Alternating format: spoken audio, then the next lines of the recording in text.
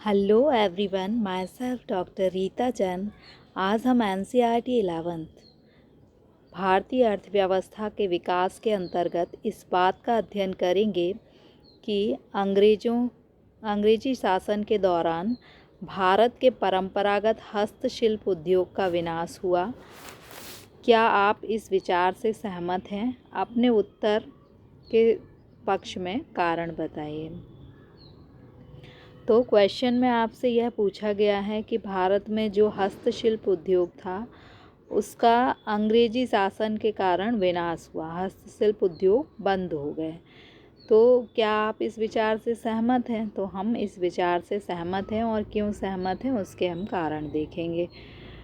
पहला कारण है भेदभावपूर्ण टैरिफ नीति। टैरिफ मीन्स शुल्क नीति, जो वस्तुओं पर लगाया जाता है। अंग्रेज़ों के समय क्या था कि जो भारत का हस्तशिल्प का सामान होता था उसके निर्यात, चूँकि हमारा जो हस्तशिल्प था वो विदेशों में बहुत प्रसिद्ध था, बहुत समृद्ध हस्तशिल्प उद्योग अंग्रेज़ों के आने के पहले था, परंतु उस पर अंग्रेज़ों के द्वारा क्या किया गया, भारी निर्यात शुल्क लगाया गया, निर्यात टैक्स बहुत अधिक लगाया गया।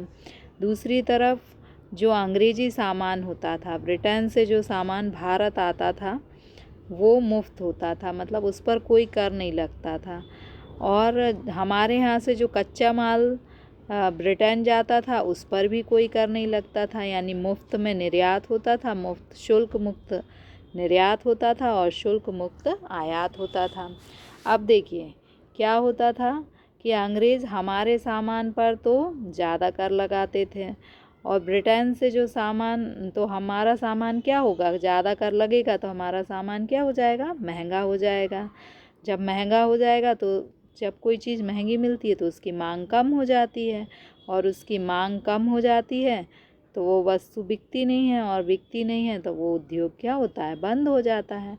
तो भेदभावपूर्ण टैरिफ नीति के अब ये महंगी कैसे दिखती थी कि हमारी वस्तु पर तो ज़्यादा कर लग रहा है और ब्रिटेन की वस्तु पर कर नहीं लग रहा, तो हमारी वस्तु महंगी होगी तो उसकी मांग कम होगी, मांग कम होगी तो वो उद्योग क्या हो जाएंगे, धीरे धीरे बंद हो जाएंगे, क्योंकि हमारी वस्तु महंगी दिखती थी और ब्रिटेन की वस्तु सस्ती दिखती थी।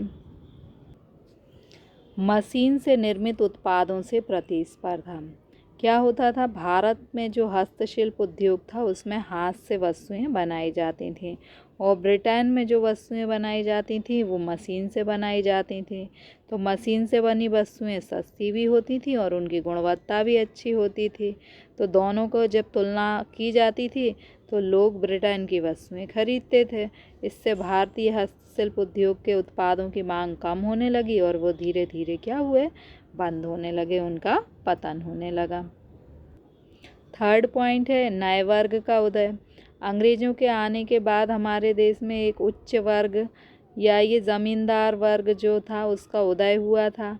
ये जो ज़मींदार वर्ग था वो भारतीय वेशभूषा और भारतीय सामान के स्थान पर अंग्रेजी सामान को खरीदते थे, जिससे क्या हुआ, धीरे धीरे हमारा जो शिल्प हथकरघा उद्योग था उसका पतन होने लगा। चौथा पॉइंट है रियासतों का अंत। हमारे देश में कई देसी रियासतें थीं। ये जो देसी रियासतों के राजा रानी जो भी होते थे वे क्या होते थे, हस्तशिल्प की वस्तुओं का प्रयोग करते थे, उन्हें संरक्षण देते थे। परंतु अंग्रेज़ों ने आकर हमारी रियासतों को ख़त्म कर दिया, तो रियासतों के द्वारा जो हस्तशिल्प को संरक्षण मिलता था वो भी ख़त्म हो गया और धीरे धीरे हमारे हस्तशिल्प उद्योग जो है उसका पतन होने लगा, वह बंद होने लगे। Question number 6. The traditional handicraft industry were renewed under the British rule. Do you agree with this review? Give reason in support of your answer. Means जो हैंडीक्राफ्ट इंडस्ट्री थी वो रिन्यू हो रही थी, उसका विनाश हो रहा था, उसके क्या कारण थे पतन के। फर्स्ट जो रीज़न था डिस्क्रिमिनेटरी पॉलिसी। ये जो पॉलिसी थी उसमें क्या होता था कि भारतीय वस्तुएं जो होती थी उन पर अधिक कर लगाया जाता था और जो ब्रिटेन की वस्तुएं होती थी उन पर कम कर लगाया जाता था। तो भारतीय वस्तु महंगी लगती थी, ब्रिटेन की वस्तु सस्ती लगती थी, ब्रिटेन की वस्तु खरीदी जाती थी, भारत की वस्तु नहीं खरीदी जाती थी। इसलिए भारत के जो हस्तशिल्प उद्योग थे, हैंडीक्राफ्ट इंडस्ट्री थी, वो रिन्यूड होने लगी। The British rule in India correspond with its industrialisation. British rule जो था इंडिया में वो जो ब्रिटेन में इंडस्ट्रियलाइजेशन हो रहा था उसके समर्थन के, मतलब उसके लिए जो भी कच्चा माल वगैरह है उसकी आपूर्ति के लिए वो काम करते थे। The British rule used India both a source of cheap raw material. उनका काम क्या था ब्रिटिश रूलर का कि वो भारत से चीप रॉ मटेरियल ले जाएं and as well as easy accessible market for the finished product. और इंग्लैंड से जो भी फिनिश्ड प्रोडक्ट इंडस्ट्री प्रोड्यूस करती थी उनको भारत के मार्केट में भेज सकें। There why they impose heavy tariff, इसलिए वो ज़्यादा टैरिफ लगाते थे on India's export handicraft product. हमारे जो हैंडीक्राफ्ट प्रोडक्ट थे उन पर अधिक टैरिफ लगाते थे।